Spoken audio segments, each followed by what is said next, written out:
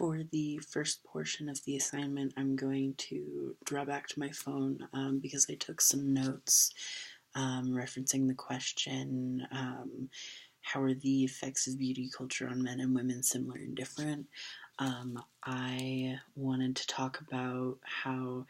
the idea of beauty culture revolves around inherently profit and how profitable people are. And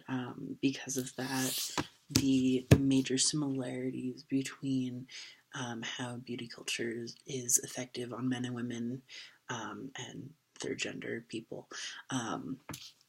The biggest ways that they are effective is the constant need to change based on what is popular and considered in. And some ways that they are different are how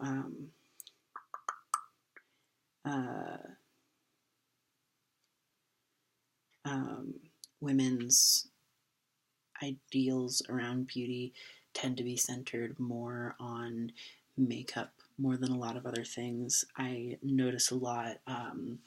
with eyebrow trends, where a couple of years ago it was really popular to have these really thin eyebrows, and now it's more consistent in media, especially with the popularization of the Kardashian family, to have thicker brows. So a couple of years ago that looked like tweezing or waxing brows, and now it is very common for people to get their brows threaded or using more makeup products on altering the shape of their brows, be it dip brow or a pencil or whatever. And with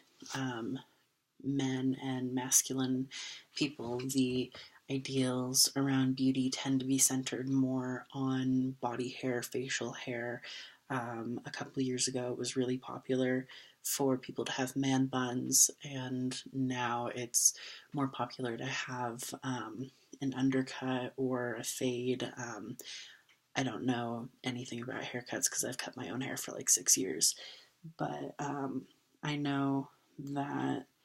the ideals around beauty changes consistently and rapidly to maintain higher profits, because beauty standards are completely set by the companies that make products. So if they revolutionize this idea that people need to change something about their bodies, they consistently are gaining more profit. And how beauty culture affects me, I talked about it a little bit in the discussion where I mentioned that one of the biggest ways that it affected me was during the beginning of my medical transition, where I was going from this ugly fat woman into what was the popular body type for masculine of center people during the time period in mid 2015, when I was really starting to pass more as a masculine person,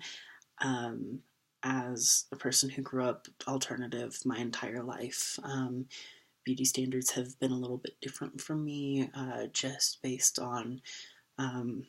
dyed hair is really popular in queer culture, but not as popular anymore in mainstream cultures as it was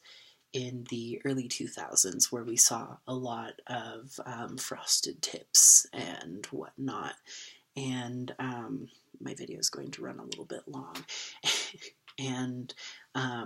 I had a lot more body modifications until my surgery, which I think is one of the biggest ways that beauty culture has affected me, both health-wise and just for the implications of what I wanted beauty to look like for my body have changed a lot.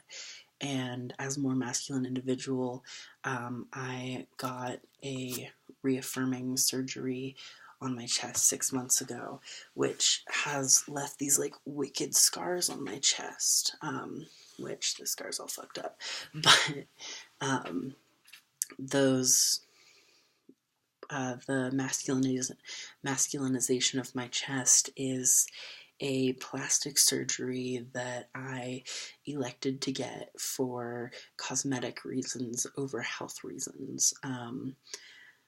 Although I also did get it for health reasons because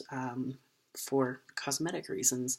and safety, as I have a beard. I was binding my chest, and I'd been binding my chest for almost 7 years, and my entire rib cage was painfully warped, and so I decided to get my surgery as a way of relieving my body of the severe pain that I was in every day because I could hardly breathe. It was so bad. So while beauty culture has somewhat affected my own like concept of gender and identity, it also has to do a lot with like health, and a lot of times beauty culture has a huge negative effect on health. I'm way over time with it being a recommended 5 minutes, so I'll cut it there.